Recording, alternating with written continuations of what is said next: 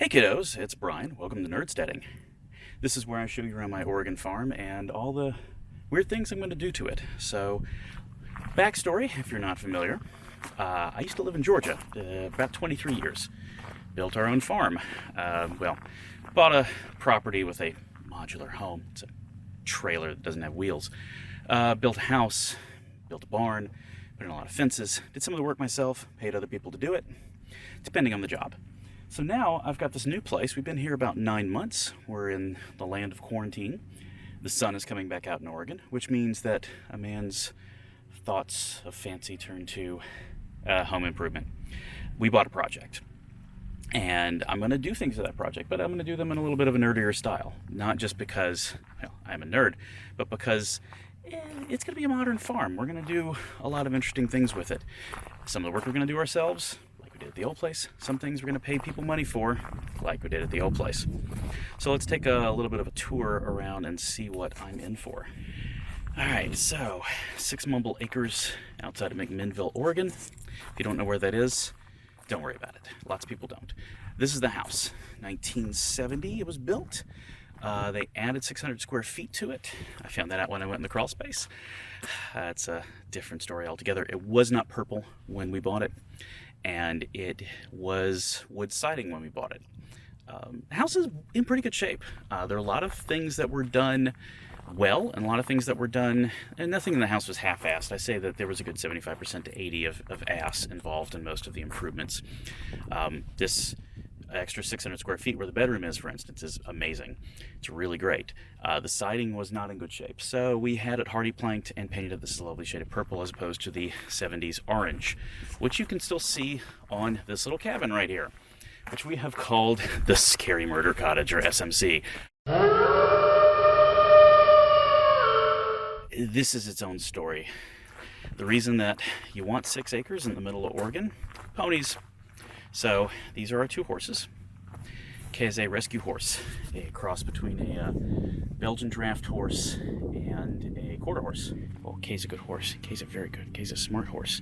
Kay should know she's not going to get fed this early in the day. Indy is a mini, so he's very far away, and even if you got close up to him, he'd be very small because he's a miniature horse. He's legally smaller than a pony. He is a very small equine, or VSE. All the fencing around our horses, by the way, is new. We paid to have that done. That's just a lot of work, but also I'm decent at fencing, but I'm not great at fencing. One thing about home improvement is know where your strengths are. Roofing is not either. That's why we recently had to have the barn roof redone, and we paid someone professionally for that. It was done during the quarantine times. They were socially distant because they were 6 feet away because the barn is tall. Now, one thing I can do is framing. I mean, not just of the shot, following proper rule of thirds, but of the deck. So when we got here, there was a deck that was constructed, well, a bit like this. These are the stairs from the old deck. This is made out of a material I believe is called Trex. It's a synthetic decking. It was an old deck. You'll see there's a wraparound deck on the front of the house in a minute. And that deck was framed for wood and then redone with Trex. Trex is a dense composite material. It has the advantage of being waterproof and nigh indestructible. It's a disadvantage of being heavier than wood. So if you don't do the framing right, your deck sags and water pools up in the middle, and it's Oregon, so it rains all the time. This is a roof line that we had the siding company put in. Again, know your strengths. And then we did everything underneath this over the past couple of weeks. The next step on this is going to be screening it and making it a catio. So we're going to use a heavier screening product, and we're going to have a fun way for the cats to go from this window into this deck so we don't have to leave the back door open. That'll be a fun project. This is what all the fencing looked like when we bought the place. When you see fencing scallop in the middle like this, what it means is that a horse decided that the grass was greener on the other side of the fence and stuck their big neck over it. You normally see electric tape put in after scalloping occurs because they're like, oh, the horse was bending the fence to its will. Yeah, so this is the wraparound deck on the front of the house. It is a pastiche of various types of lumber. In the Pacific Northwest, you don't get pressure-treated pine, you get pressure-treated fir. So the stuff on the bottom is what they call structural fir. And the stuff up top is smoother and used for decking. Well, except for the bit down here, which is so obviously not pressure treated. This is not that big of a deal, by the way. Decking is pretty easy. One of the things that comes into my house through this little box is fiber optics.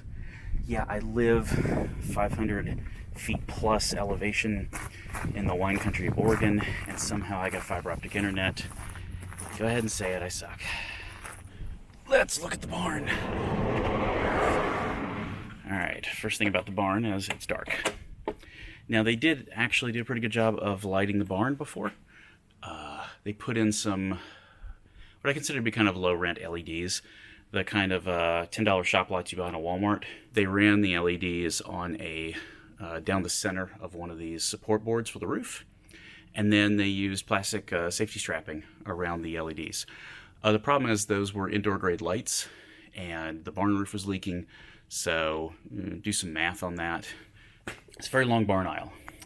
Unfortunately, we moved from a house that had a basement and a waterproof tack room in the barn.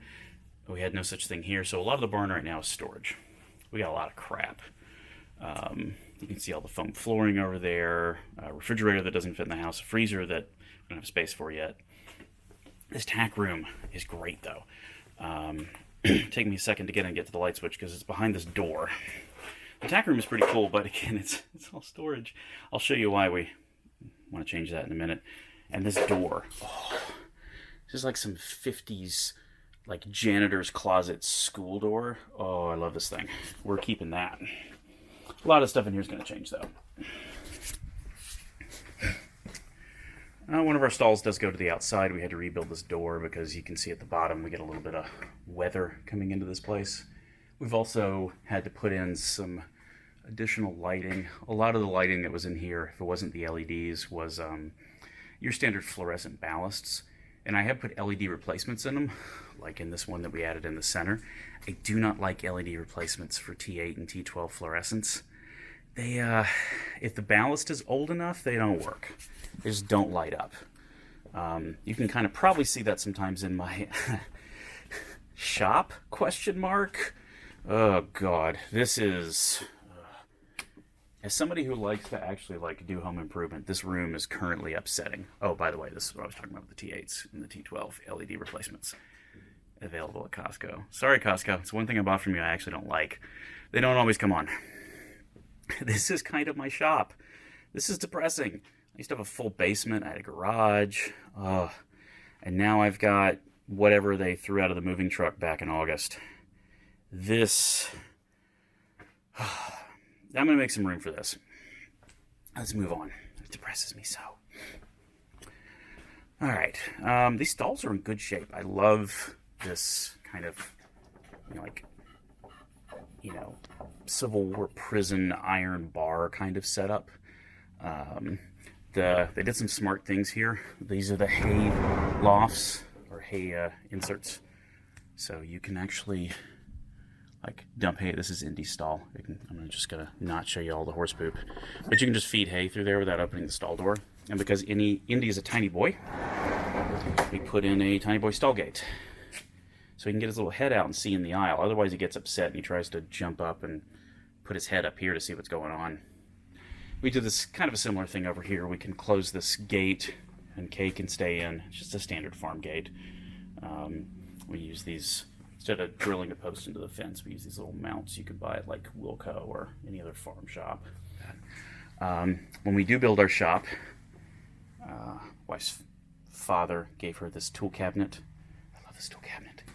Yeah, I know, I shouldn't have put modern stickers on this. We're going to redo this whole thing anyway, actually do the handwritten tags to put washers and things in here. But we've run out of space in this, the way it's organized, so we're going to have to completely redo it. I do have a supplemental tool bin from Harbor Freight. These are for screws and nails and things because, as Adam Savage loves to say, drawers are where tools go to die.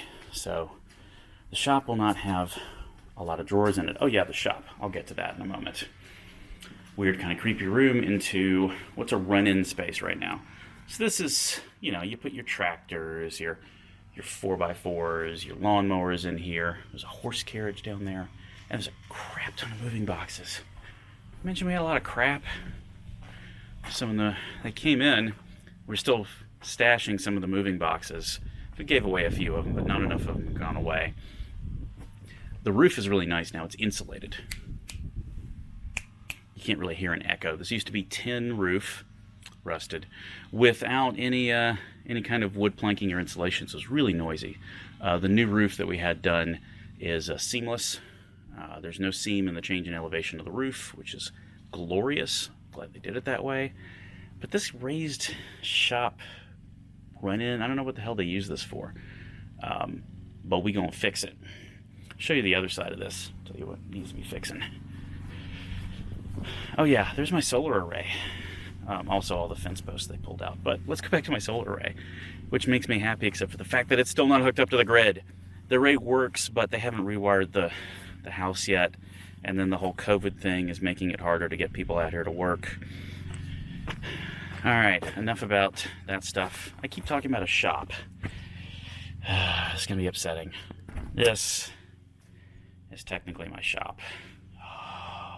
Okay, so it's boxes and moving paper.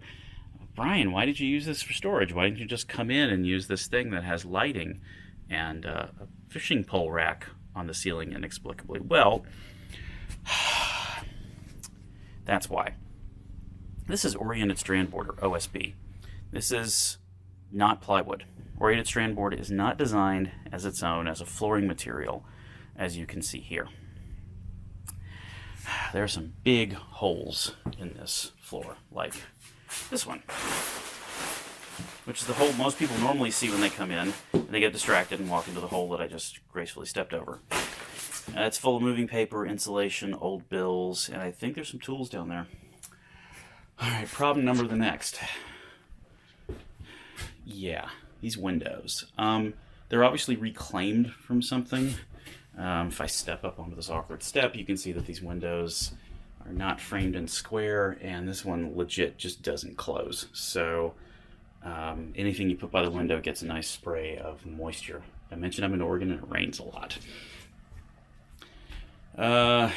More boxes. This step up is distressing because there's a door behind all the moving paper. Let's okay. This door technically goes to the other part of the barn that has that raised floor area. So that door is level with the raised floor on the other side. That door is level with this flooring. And this is, I don't know why this exists. So, got a problem here because this is going to make a terrible shop if I got to keep stepping up over this. It limits the kind of stuff I can do in the room. So I have to make a decision to either raise the entire floor up to the level of that door, or drop the entire room down to the level of that door and build a step up to here. Except, this is way too small to be a shop. This is what, like, smaller than my bedroom. Definitely smaller than my office. Yeah, so we have other plans for this. We're going to knock it down these farging wall. We're going to knock it down to these farging wall. This whole thing is going to get a Tim Gunn style. Well, no, it's not going to be that fashionable. It's going to get some kind of makeover. A kind of makeover that involves a crowbar and a sledgehammer. Oh, those are some of my favorite tools. The house is cool. I like being in that house. I really dig my house, by the way. I like that whole kind of like ranch style, simple keeping. We had too big of a house for the two of us, let's be honest. I miss my basement. They don't really do basements out here. Something about being on top of a mountain and there's a bunch of rock under us. My solar panels are going to be amazing when they're actually working. I know Oregon gets this kind of weird thing for not being sunny, but when it's light, it is light for a very long time. Sun comes up early, sets late, which I'm still not used to yet. So these bad boys, once the power company and the solar contractor get their act together, they're going to be amazing. It'll save me so much money over the long run. This barn, though, we're going to spend most of our time on NerdSteading in this barn.